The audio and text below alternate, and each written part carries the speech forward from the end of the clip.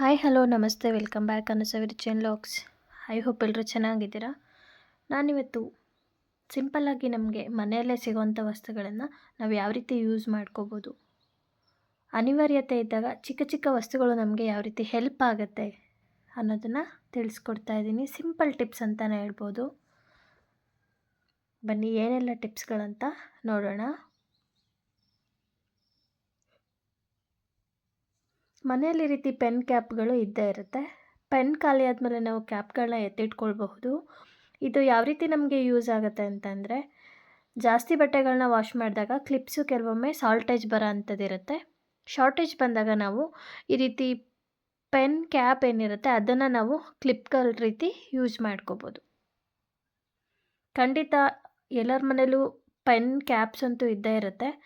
ನೋಡಿ, ಈ ರೀತಿ ಒಂದು ಸಿಂಪಲ್ಲಾಗಿ ಕ್ಯಾಪ್ಸ್ಗಳನ್ನ ನಾವು ಬಟ್ಟೆಗಳಿಗೆ ಹಾಕ್ಕೊಂಡು ಯೂಸ್ ಮಾಡ್ಕೋಬೋದು.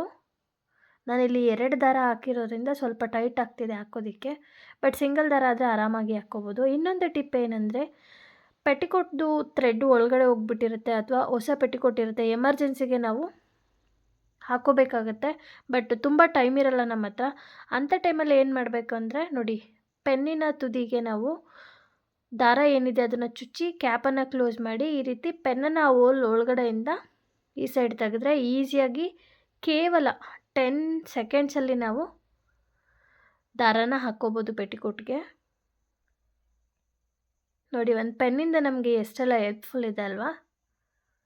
ಎಷ್ಟು ಈಸಿಯಾಗಿ ಕೆಲಸ ಮುಗ್ದೋಯ್ತು. ಈ ಟಿಪ್ ನಿಮಗೆ ಖಂಡಿತ ಇಷ್ಟ ಆಗುತ್ತೆ. ನೀವು ಕೂಡ ಟ್ರೈ ಮಾಡಿ ನೋಡಿ ಬೇಕಿದ್ರೆ.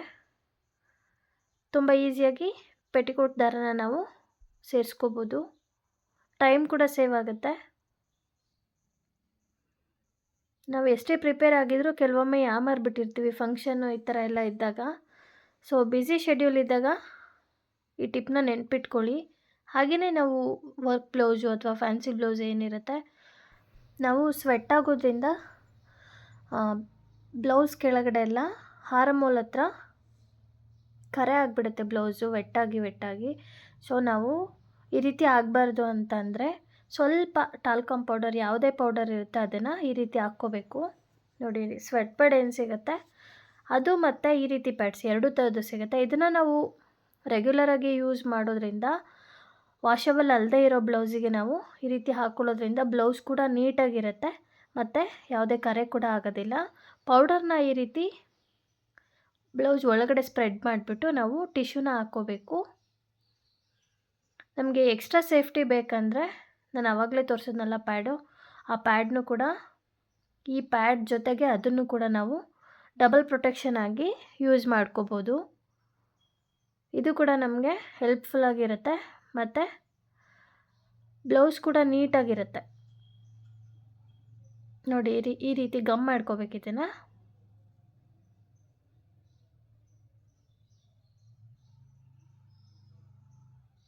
ಬೇಕು ಅಂದರೆ ನಾವು ಇದನ್ನು ಕೂಡ ಯೂಸ್ ಮಾಡ್ಬೋದು. ನನ್ನ ನೆಕ್ಸ್ಟ್ ಟಿಪ್ ಏನಂದರೆ, ನಮಗೆ ಈ ಟಿಪ್ ಗೊತ್ತಿಲ್ಲದೆ ಇರೋದಕ್ಕೆ ಮುಂಚೆ ನಾವು ನಾರ್ಮಲಾಗಿ ಬ್ಲೌಸನ್ನು ಯೂಸ್ ಮಾಡ್ತಾ ಇರ್ತೀವಿ, ಯಾವುದೇ ಸೇಫ್ಟಿ ಮೆಷರ್ ಇಲ್ಲದೆ ಅಂತ ಅಂದಾಗ ಬ್ಲೌಸೆಲ್ಲ ಸ್ವೆಟ್ಟಾಗಿ ಗಲೀಜಾಗಿರುತ್ತೆ. ಈ ಬ್ಲೌಸ್ ವಾಶ್ ಮಾಡೋದು ಕೂಡ ಕಷ್ಟ ಇರುತ್ತೆ. ಸಿಲ್ಕ್ ಬ್ಲೌಸ್ ಅಲ್ವಾ, ಏನಾಗುತ್ತಪ್ಪ ವಾಶ್ ಮಾಡಿದ್ರೆ ಅಂತ ಒಂದು ಫೀಲ್ ಇರುತ್ತೆ. ಸೊ ನಾವು ಒಂದು ಮೈಲ್ಡಾಗಿರೋ ಶಾಂಪೂನ ಈ ರೀತಿ ಆ ಕರೆ ಮೇಲೆ ಏನಿರುತ್ತೆ ಸ್ವಲ್ಪ ಪಂಪ್ ಮಾಡಿಕೊಂಡು ಒಂದು ಬ್ರಷ್ ಸಹಾಯದಿಂದ ಈ ರೀತಿ ಬ್ರಷ್ ಮಾಡ್ಕೋಬೇಕು. ನೋಡಿ, ಒಂದು 2-3 ನಿಮಿಷ ಈ ರೀತಿ ಬ್ರಷ್ ಮಾಡಿಕೊಂಡು ನಾವು ಆ ಪೋರ್ಷನ್ ಏನಿರುತ್ತೆ ಅಷ್ಟು ಮಾತ್ರ ನಾವು ಒಂದು ಸಿಂಕಲ್ಲಿ ತೊಳ್ಕೊಬೋದು ಅಥವಾ ಒಂದು ಮಗ್ಗಲ್ಲಿ ನೀರನ್ನು ಹಾಕ್ಕೊಂಡು ಡಿಪ್ ಮಾಡಿಕೊಂಡು ನಾವು ವಾಶ್ ಮಾಡ್ಕೋಬೋದು.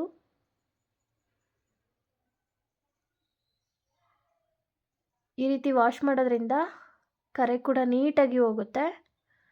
ನಮಗೆ ಡ್ರೈ ಆದಮೇಲೆ ಗೊತ್ತಾಗುತ್ತೆ ಯಾವ ರೀತಿ ಹೋಗಿದೆ ಅಂತ. ಖಂಡಿತ ಹೋಗುತ್ತೆ. ನಾನು ಸಾಕಷ್ಟು ಟ್ರೈ ಮಾಡಿದ್ದೀನಿ. ನೀವು ಒಮ್ಮೆ ಈ ಟಿಪ್ನ ಟ್ರೈ ಮಾಡಿ, ನಿಮಗೆ ಇಷ್ಟ ಆಗುತ್ತೆ. ನೋಡಿ, ಕಲೆ ಹೋಗಿದೆ. ಇದನ್ನು ನೆರಳಲ್ಲಿ ಒಣಗಿಸೋಣ ನಾವು.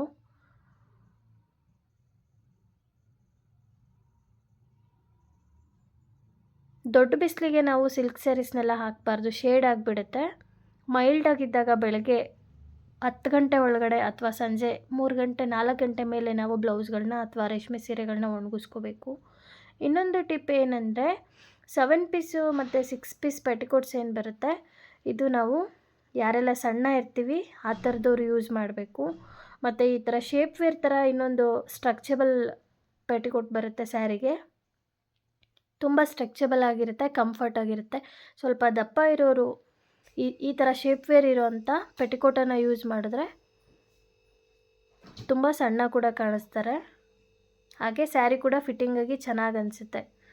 ಬಟ್ ಸಣ್ಣ ಇರೋರು 7 ಪೀಸ್ ಏನು ಬರುತ್ತೆ ಆ ಥರದ್ದು ಯೂಸ್ ಮಾಡಿದ್ರೆ ಸ್ವಲ್ಪ ದಪ್ಪ ಕಾಣಿಸ್ತಾರೆ. ಈ ಥರ ಶೇಪ್ ವೇರ್ ಇರೋವಂಥ ಪೆಟಿಕೋಟ್ನ ಯೂಸ್ ಮಾಡೋದ್ರಿಂದ ಸ್ಲಿಮ್ಮಾಗಿ ಕಾಣಿಸ್ತಾರೆ, ಜೊತೆಗೆ ಸ್ಟ್ರಕ್ಚಬಲ್ ಆಗಿ ಸ್ಯಾರಿ ಕೂಡ ಉಡ್ಬೋದು.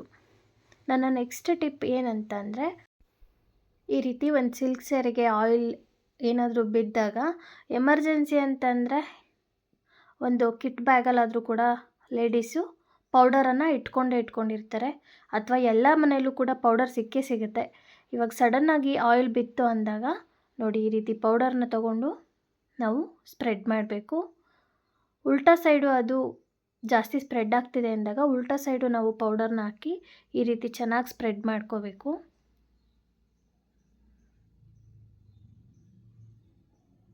ಈ ರೀತಿ ಪೌಡರ್ನ ಹಾಕಿ ಈ ರೀತಿ ಮಾಡೋದ್ರಿಂದ ಆಯಿಲ್ ಏನಿರುತ್ತೆ ಸ್ಯಾರಿಯಲ್ಲಿ ಅದು ಬಿದ್ದಿರೋ ಕಡೆ ಫುಲ್ ಎಲ್ಲ ಎಳ್ಕೊಳ್ಳುತ್ತೆ ಪೌಡರು. ನೋಡಿ, ಈ ರೀತಿ ಆದಮೇಲೆ ಒಂದು ಕ್ಲಾತ್ ಅಥವಾ ಒಂದು ಟಿಶ್ಯೂಯಿಂದ ಈ ರೀತಿ ಒರೆಸ್ಕೊಳ್ಳೋಣ ಸ್ಯಾರಿನ.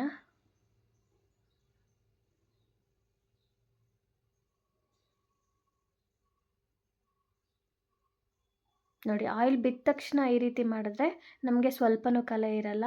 ಮತ್ತು ಆಯಿಲ್ ಬಿದ್ದಾಗ ಪೌಡರ್ ಸಿಕ್ಕಿಲ್ಲ ಅಥವಾ ನಾವು ಈ ರೀತಿ ವಾಶ್ ಮಾಡೋಕ್ಕಾಗಿಲ್ಲ ಅಂತಂದಾಗ ಮನೆಗೆ ಬಂದಾಗ ಈ ರೀತಿ ಪೌಡರ್ ಹಾಕಿ ಒಂದು ಅರ್ಧ ಗಂಟೆ ಬಿಟ್ಟು ಚೆನ್ನಾಗಿ ಅದೆಲ್ಲ ಡ್ರೈ ಆಗುತ್ತೆ. ಆ ಟೈಮಲ್ಲಿ ನಾವು ಪೌಡರ್ನ ರಿಮೂವ್ ಮಾಡಿ ಟಿಶ್ಯೂಯಿಂದ ಒಂದು ಮೈಲ್ಡ್ ಶಾಂಪೂ ಬರುತ್ತಲ್ಲ, ಶಾಂಪೂನ ಹಾಕಿ ಕ್ಲೀನ್ ಮಾಡ್ಕೋಬೋದು.